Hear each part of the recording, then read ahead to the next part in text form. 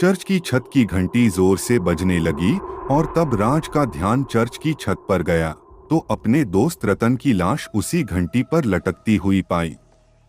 रतन की रहस्यमयी मौत को देख राज के पैरों तले जमीन खसक गई और वो खुद को रतन की मौत का जिम्मेदार समझने लगा।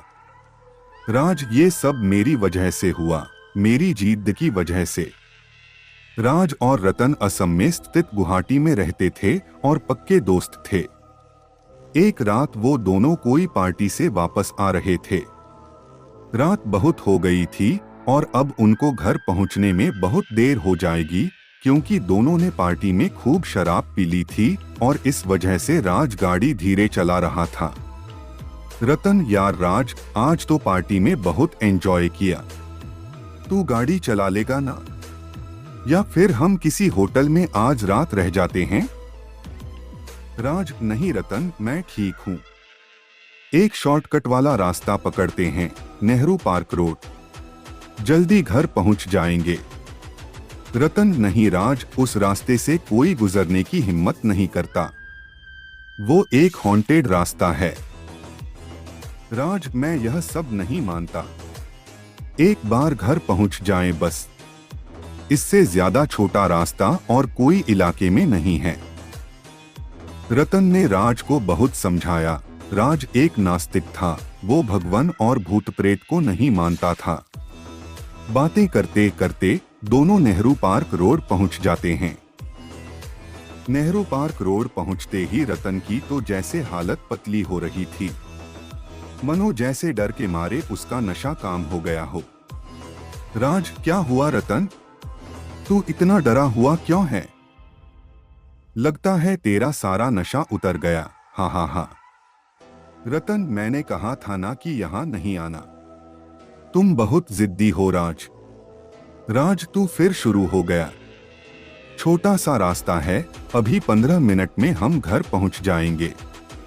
अचानक चर्च के पास पहुंचते ही उनकी गाड़ी खराब हो गई। चर्च की घंटी बजने की आवाज जोर से आ रही थी। रतन ने समय देखा, रात के 1 बजे थे। चर्च दिखने में एक पुराने खंडर जैसा था। रतन, यार, रात के 1 बजे भी चर्च की घंटी बजने की आवाज। हैरानी की बात है। राज, कोई हैरानी की बात नहीं है। यह भगवान, ईश्वर, सब तुम इंसानों का भ्रम है। एक तो दूर दूर तक तो कोई मैकेनिक नहीं दिख रहा। शायद कोई लिफ्ट मिल जाए तो सही होगा। गाड़ी के पास इंतजार करते हैं। रतन, ऐसी हांटेड जगह पर कोई समझदार इंसान कैसे आएगा जो तू लिफ्ट की उम्मीद कर रहा है? इतने में रतन को चर्च के बाहर एक बूढ़ा सा आदमी दिखा। रतन, राज, वो देख, चर्च के बाहर कोई बैठा हुआ है। चलना देखें, शायद वही हमारी कुछ मदद कर दे। राज, मुझे तो वहां कोई नहीं दिख रहा। रतन, नहीं राज, ध्यान से देख, वहां तुझे एक बूढ़ा आदमी दिखेगा काले कपड़ों में। राज ने फिर देखा तो भी वहां कोई नहीं था। रतन उस बूढ़े आदमी के पास गया तो उसने देखा कि एक पादरी बाइबल पढ़ रहा था।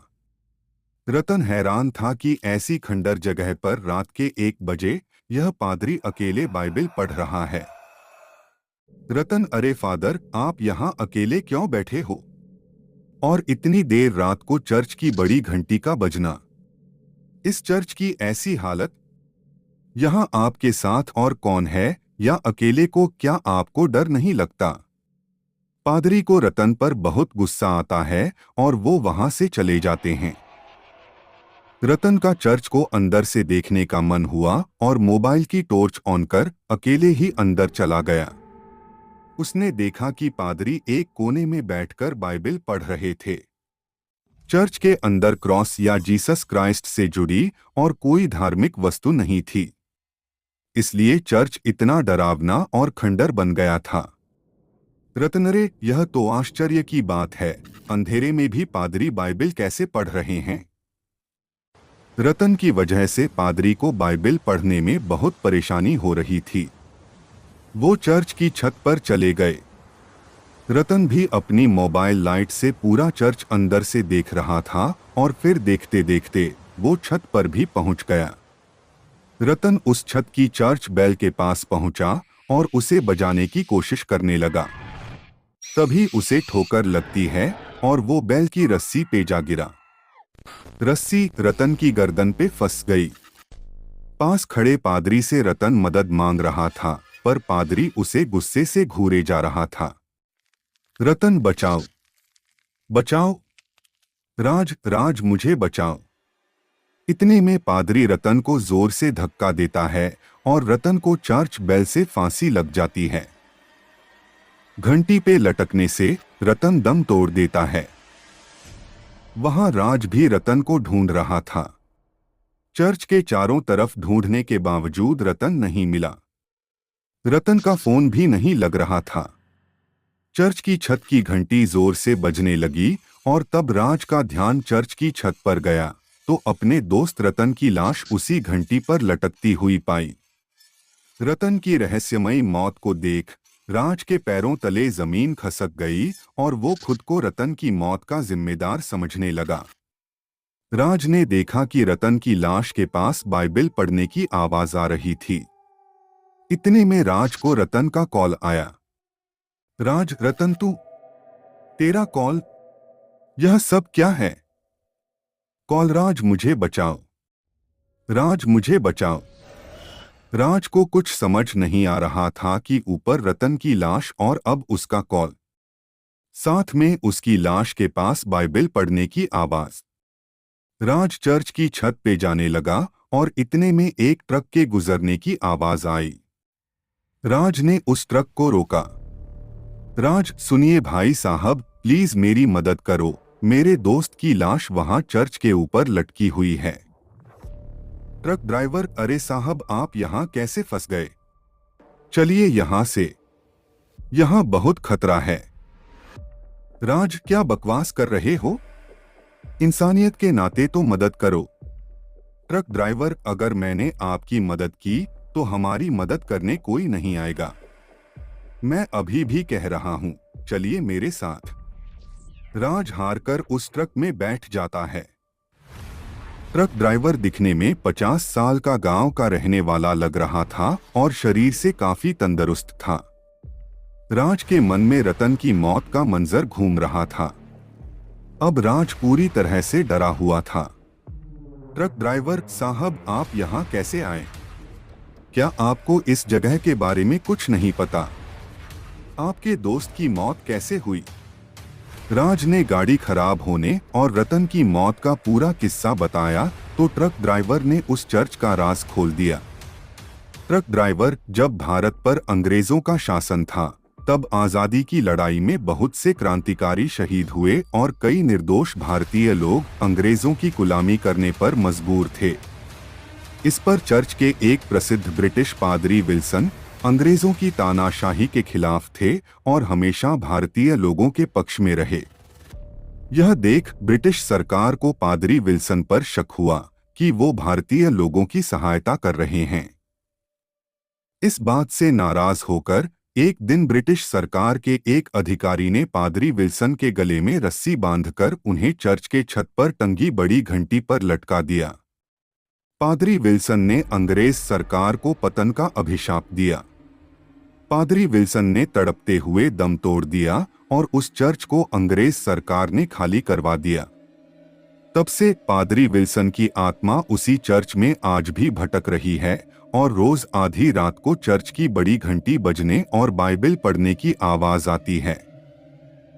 कोई भी उस चर्च के रास्ते से गुजरने की हिम्मत नहीं करता। राज, लेकिन तुम कैसे आए यहाँ? तुम्हें डर नहीं लगा? ट्रक ड्राइवर साहब, मैं इस रास्ते से गुजरने से पहले हनुमान चालीसा का पाठ करता हूँ। अपने तोह भगवान ही मालिक है। राज, मेरे दोस्त की मौत, उसका क्या? और तुम्हें चर्च की कहानी के बारे में? ट्रक ड्राइवर, हम गांव के लोग बचपन से इन्हीं कहानियों को सुनकर बड़े हुए हैं। आप जैसे शहरी लोग नहीं समझेंगे। जब कभी कोई इस चर्च में आया या फिर पादरी से बात करने की कोशिश की तो ऐसी पुरानी जिद्दी आत्माएं किसी की भी मौजूदगी पसंद नहीं करती, क्योंकि उस जगह पर सिर्फ अपना कब्जा समझती हैं और कभी छोड़ के कहीं नहीं जाती। आपके दोस्त को भी पादरी ने ही मारा। ऊपर से आप दोनों ने शराब पी रखी थी। इस बात से पादरी ने और भी ज्यादा क्रोधित होकर रतन को मौत के घाट उतार दिया। राज, इतने सालों से यह चर्च को हटाया क्यों नहीं गया? यह सब कब तक चलेगा? ट्रक ड्राइवर: हाँ साहब, कई बिल्डरों ने इसे तोड़ने की कोशिश की, पर वो सब अपनी जान गंवा बैठे। राज, लेकिन अगर वह पादरी आत्मा है तो बाइबल कैसे पढ़ रहे थे? ट्रक ड्राइवर: पादरी विल्सन एक प्रसिद्ध पादरी थे और अगर चर्च की मर्यादा का उल्लंघन करो तो वह क्रोधित हो जाते हैं। उनकी जगह उनके पाठ पूजा में विघ्न पड़ता है। राज और ट्रक ड्राइवर बातें कर ही रहे थे कि अचानक ट्रक का बैलेंस बिगड़ा।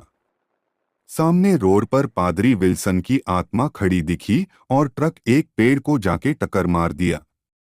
ट्रक ड्राइवर ने धीमी आवाज में हनुमान चालीसा लगा रखा था, शायद इसलिए दोनों की जान बच गई।